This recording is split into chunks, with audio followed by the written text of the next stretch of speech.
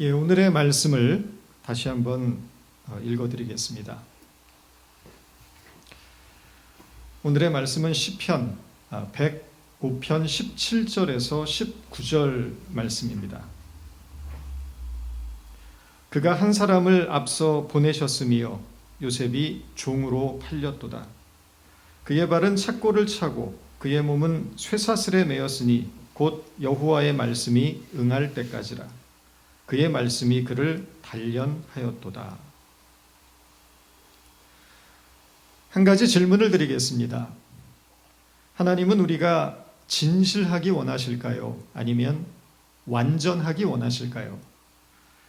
신앙의 진실성과 완전성 가운데 하나님이 원하시는 것은 무엇이겠습니까? 진실성입니다. 하나님은 당신의 백성들이 진실하기를 원하십니다. 그 이유는 사람은 근본적으로 완전해질 수 없기 때문입니다. 신앙의 완전성을 추구하는 일은 언제나 위선과 거짓을 낳습니다. 완전해질 수 있는 인간이, 완전해질 수 없는 인간이 완전함을 추구하는 일은 결국 자신을 속이고 남을 속이고 하나님을 속이는 결과를 낳기 때문입니다. 그래서 어떤 신학자는 완전주의는 영성의 모조품이라고 말했습니다. 가짜이고 짝퉁이라는 것입니다. 바리새인들이 한 가지 착각했던 것은 열심히 노력하면 완전해질 수 있다고 믿었다는 데 있습니다. 그러나 완전해지려고 하면 할수록 그들의 위선만 늘어갔습니다. 완전하게 보이려고 하다 보니까 숨기는 것이 많아진 것입니다. 종교적 행위와 의무를 다함으로써 남들 앞에서 경건해 보이는 것까지는 성공했을지 모르지만 그들의 속마음까지도 깨끗해지지는 못했던 것입니다. 결정적으로 그들은 교만해졌습니다. 스스로를 상당히 괜찮은 사람으로 착각하며 살다 보니 상대적으로 그렇지 못한 사람들을 보면 판단하고 무시하며 정죄하게 되었던 것입니다. 하나님께서 우리가 진실해지는 것을 원하고 계신다는 사실을 잘 드러내고 있는 것이 복음서에 나오는 바리새인과 세리의 기도입니다.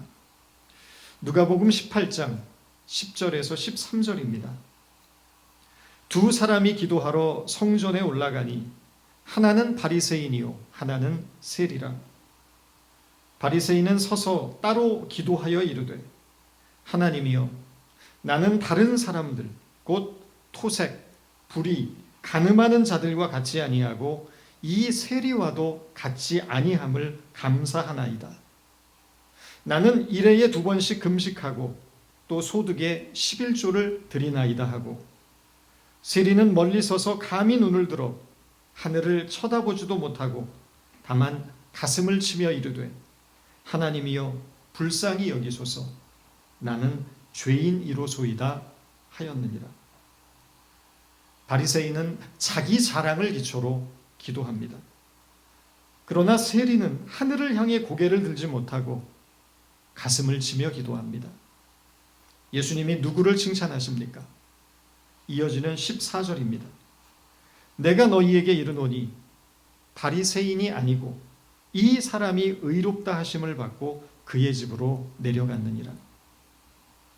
무릇 자기를 높이는 자는 낮아지고 자기를 낮추는 자는 높아지리라 하시니라. 예수님은 세리를 칭찬하셨습니다. 세리는 진실한 기도를 드렸기 때문입니다. 진실하다는 것은 완전함을 뜻하는 것이 아닙니다. 흠과 허물이 많아도 진실할 수 있습니다. 왜 그렇습니까? 진실하다는 말은 자신의 실수와 허물, 부족함을 인정하는 용기를 갖는 일이기 때문입니다. 진실하다는 것은 감추는 것이 없고 가식이 없다는 것을 뜻합니다. 진실하다는 것은 죄가 없고 허물이 없고 실수가 없는 것과는 전혀 다른 차원의 이야기입니다. 성경은 의인은 없나니 하나도 없다고 말합니다. 이 말은 완전한 자는 없나니 하나도 없다는 뜻입니다. 이 세상의 그 누구도 하나님 앞에서 흠없고 완전한 자라고 당당하게 말할 수 있는 사람은 아무도 없습니다. 우리의 목표는 하나님 앞에 흠없고 완전한 자가 되는 일에 있지 않습니다. 그런 목표를 세워봐야 헛수고입니다. 흠없고 완전해지는 것은 불가능한 일이기 때문입니다. 성도가 추구하며 살아가야 할 신앙의 목표는 완전함이 아니라 진실함이 되어야 합니다. 진실해진다는 것은 무엇을 뜻합니까? 그것은 세리와 같이 자신의 죄인됨을 깨닫는 일입니다. 자신의 죄와 허물을 깨닫고 자신이 얼마나 형편없는 인간인가를 깨닫는 일입니다. 자신의 무지를 깨닫고 무능력을 깨닫는 일입니다. 아무리 생각해도 하나님의 은혜 없이는 나는 단 한순간도 살아갈 수 없는 존재임을 깨닫는 일입니다. 그래서 깨어진 마음과 가난한 심령으로 하나님 앞에 나아가는 것이 중요합니다. 그것이 은혜입니다. 오늘 본문은 요셉의 이야기를 전하고 있습니다. 많은 사람들이 요셉을 일컬어 흠없는 자라고 말합니다. 심지어 요셉을 구약에 나타난 그리스도의 예표라고 말합니다. 요셉은 도덕적으로 흠이 없을 뿐더러 그가 살아간 삶이 예수님을 떠올릴 만한 요소를 많이 가지고 있다는 것입니다. 그래서 사람들은 요셉은 우리와는 달리 특별하고 비범한 인물일 것이라고 생각을 합니다. 그러나 세상에 그런 인간은 단 한 명도 없습니다. 요셉도 예외일 수 없습니다. 창세기 37장 2절에 보면 요셉에 대한 이런 에피소드가 나옵니다. 표준 세번역으로 읽어드리겠습니다. 요셉이 형들과 함께 양을 치는데 요셉은 형들의 허물을 아버지에게 일러 바치곤 하였다. 형들의 잘못을 고자질하는 형편없는 인간이었다는 것입니다. 이어지는 5절에서는 이런 이야기가 나옵니다.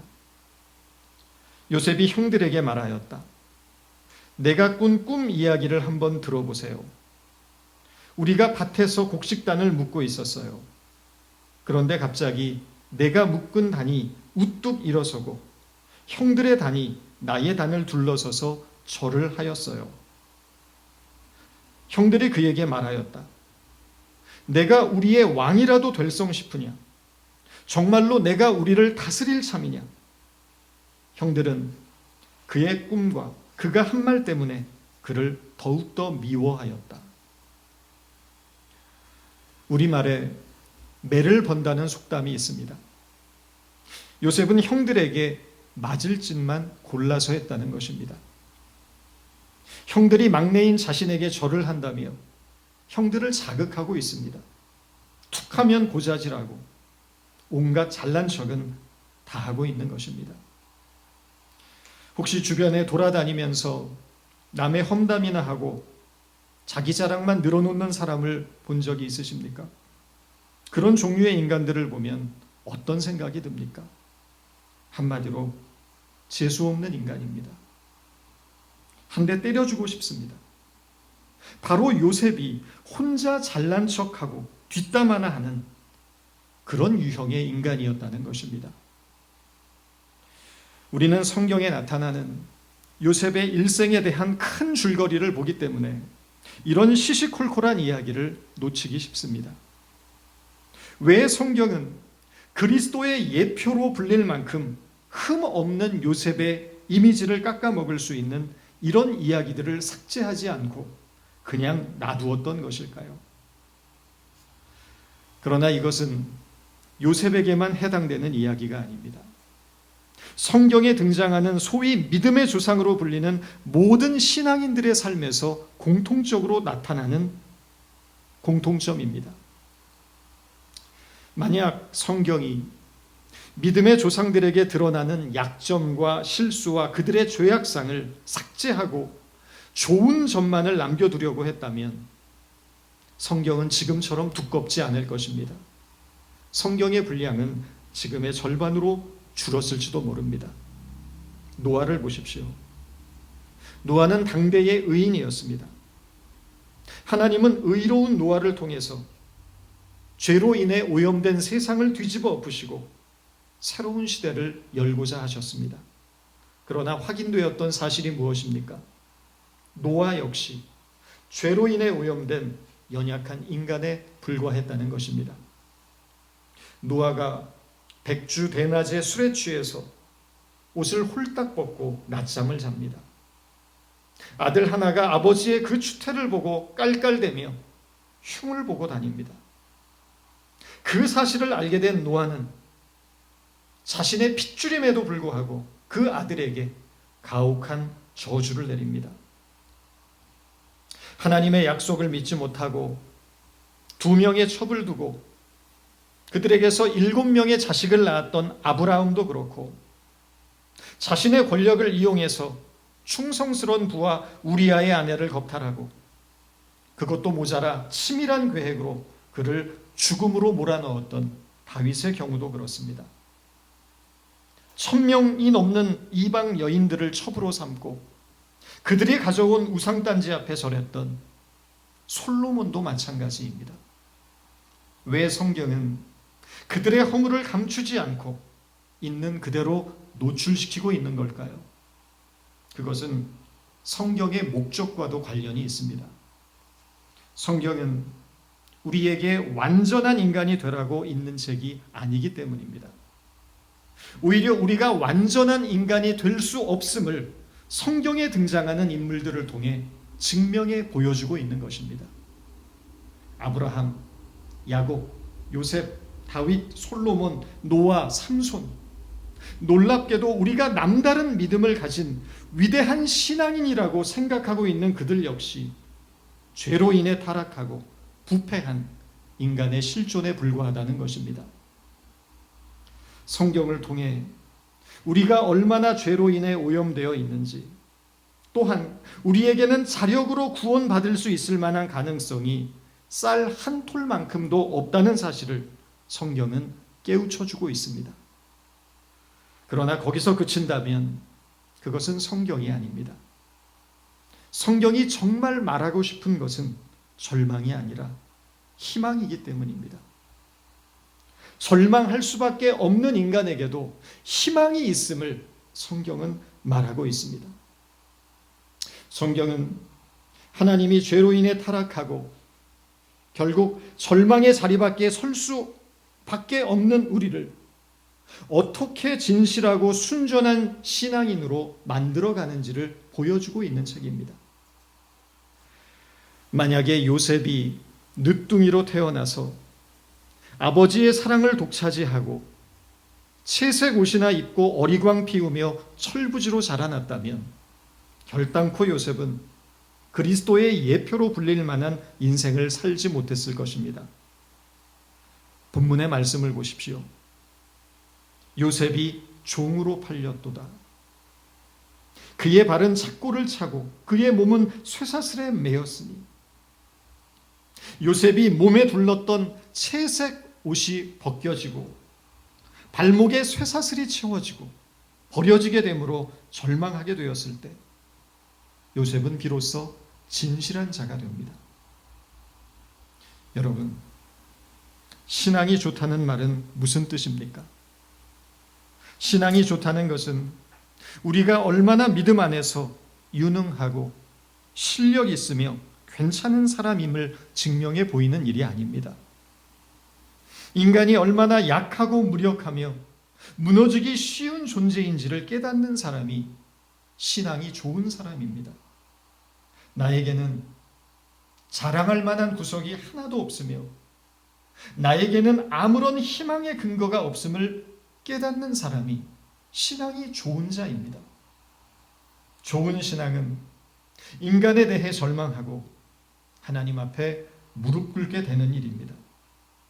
그래서 하나님의 은혜를 구하는 자리로 나가는 일입니다. 이것을 이해하지 못하고서는 감히 신앙을 논할 수가 없는 것입니다. 하나님의 능력만을 구하고 그 능력에 힘입어 우리가 얼마나 이 세상에서 승승장구하며 살아갈 수 있는지를 세상에 증거하는 일을 믿음이라고 착각하지 말아야 합니다. 내가 예수 믿어서 이런 축복을 누리며 산다고 자랑하는 것은 어쩌면 십자가를 무기 삼아 휘두르는 일이 될 수 있다는 것을 알아야 합니다. 교만과 자랑은 십자가의 원수이기 때문입니다. 은혜란 내가 예수를 믿어 얼마나 잘난 사람, 성공한 사람이 되었는가를 증명하는 것이 아닙니다. 내가 얼마나 절망적인 인간인지를 깨달아야 그것이야말로 은혜입니다. 놀랍게도 자기 자신에 대해 절망하는 것보다 더 큰 은혜가 없습니다. 오호라, 나는 공고한 사람이로다. 이 사망의 몸에서 누가 나를 건져내랴 라고 절규했던 바울이야말로 은혜 중에 은혜를 입었던 자입니다. 하나님이 요셉을 절망으로 끌어내린 것은 고난과 실패를 통해서였습니다. 요셉은 고난과 실패 속에서 하나님이 원하시는 신앙의 인격과 성품을 가진 사람으로 만들어져 간 것입니다. 사실 요셉이 노예로 팔리고 파란만장한 인생을 살게 된 것은 전적으로 형들의 잘못입니다. 요셉은 억울한 피해자일 뿐입니다. 성경에는 구체적으로 표현되어 있지는 않지만 요셉이 형들을 얼마나 원망했겠습니까? 노예로 비참하게 살면서 요셉은 그 수많은 시간을 자신의 억울한 인생에 대해 고뇌하고 또 고뇌했을 것입니다. 그 속에서 요셉이 무엇을 깨달았겠습니까? 인생이란 억울한 것이로구나. 인생이 얼마나 억울한 것인지를 배웠을 것입니다. 인간이 얼마나 하찮은 존재인지를 배웠을 것입니다. 시간이 지날수록 절망하고 또 절망하여 더 이상 절망할 수 없는 지경에까지 이르게 되었을 것입니다. 그러던 어느 순간 형들을 미워하는 마음이 무뎌지기 시작합니다. 복수하고 말겠다는 생각도 사라집니다. 나중에는 형들에게 가졌던 섭섭한 마음까지 없어집니다. 요셉을 둘러싼 환경과 여건은 아무런 변화가 없었습니다. 그러나 요셉은 변하고 있었습니다. 하나님은 요셉을 만들어가고 계셨던 것입니다. 사실 우리가 하나님을 아무리 잘 믿어도 우리 인생의 극적인 변화는 일어나지 않을 수 있습니다. 40일을 금식하고 기도한다고 해도 실패한 인생이 반전되어 갑자기 성공하지 못합니다. 하루아침에 환경이 뒤바뀌지 않습니다. 지질이 공부 못하던 자식이 공부를 잘하게 되고 풀리지 않던 문제가 갑자기 해결되거나 하지 않습니다. 그러나 변하는 것이 있습니다. 참고 견디고 인내하게 됩니다. 왜일까요? 하나님의 약속을 믿게 되었기 때문입니다. 언제까지? 19절입니다. 곧 여호와의 말씀이 응할 때까지라. 그 말씀이 저를 단련하였도다. 하나님의 약속이 이루어질 때까지 인내하고 수고하라는 것입니다. 여러분, 믿음은 참고 견디고 인내하는 것입니다. 언제까지요? 여호와의 말씀이 응할 때까지, 하나님의 약속이 이루어질 때까지입니다. 이것이 믿음이 가진 가장 중요한 본질입니다. 믿음은 하나님의 약속을 믿고 그 약속이 내 삶 가운데 이루어지는 그 시간까지 참고 견디고 인내하는 일입니다. 아무런 변화가 없는 것 같고 그저 그렇고 그런 삶이 계속되는 것 같고 무기력하고 실망스럽고 답답한 삶의 연속이지만 그러나 바로 그때에도 하나님의 약속을 믿고 견디며 인내하는 것, 그것이 믿음의 삶이며 요셉이 자신의 인생을 통해 우리에게 증거하는 믿음의 길이라는 것입니다. 창세기 39장에 보면 요셉의 삶을 특징 짓는 중요한 표현이 연속적으로 등장합니다. 그것은 하나님이 요셉과 함께 하셨다라는 것입니다. 창세기 39장 2절과 3절입니다. 여호와께서 요셉과 함께 하심으로 그가 형통한 자가 되어 그 주인 애굽 사람의 집에 있으니 그 주인이 여호와께서 그와 함께 하심을 보며 또 여호와께서 그의 범사에 형통케 하심을 보았더라. 여호와께서 요셉과 함께 하셨다는 표현은 창세기 곳곳에서 반복됩니다. 이 말은 요셉이 모든 일상적인 삶에서 하나님과 동행했다는 뜻입니다. 그런데 여호와께서 요셉과 함께 하셨다는 표현이 등장하는 모든 상황에 공통점이 있습니다. 그것은 여호와께서 요셉과 함께 하실 그 당시에 요셉의 신분은 노예였으며 요셉의 인생은 남들 보기에 불행한 삶이었다는 것입니다. 그런데도 성경은 여호와께서 요셉과 함께 하셔서 요셉이 형통했다라고 말합니다. 만약 요셉이 총리 대신이 되어 애굽의 권세자로 신분이 상승되었을 때 여호와께서 요셉과 함께 하심으로 요셉이 형통하였다라고 말했다면 충분히 이해가 되었을 것입니다. 그러나 요셉이 형통했다는 모든 표현은 놀랍게도 요셉의 신분이 노예로 있던 시기에 국한됩니다. 노예가 어떻게 형통한 삶입니까? 심지어 노예이면서 감옥에 갇혀 있는데 그것을 어떻게 형통했다고 말할 수 있는 것입니까? 그러나 이것이 성경이 우리에게 주고자 하는 메시지입니다. 아무리 불행하고 불같은 시련 가운데 있어도 하나님이 함께 하시는 것 자체가 성도에게 복이 된다는 것입니다. 이 역설적인 믿음이 저와 여러분에게 있기를 바랍니다. 이 믿음을 가지면 우리는 어떤 시련 속에서도 어떤 형편 속에서도 요셉과 같이 형통한 자가 됩니다. 형통을 뜻하는 찰레아흐라는 히브리어는 번성하다라는 의미를 가지고 있습니다. 국어사전에서는 번성의 의미를 나무나 풀이 무성하게 자라는 것이라고 설명합니다.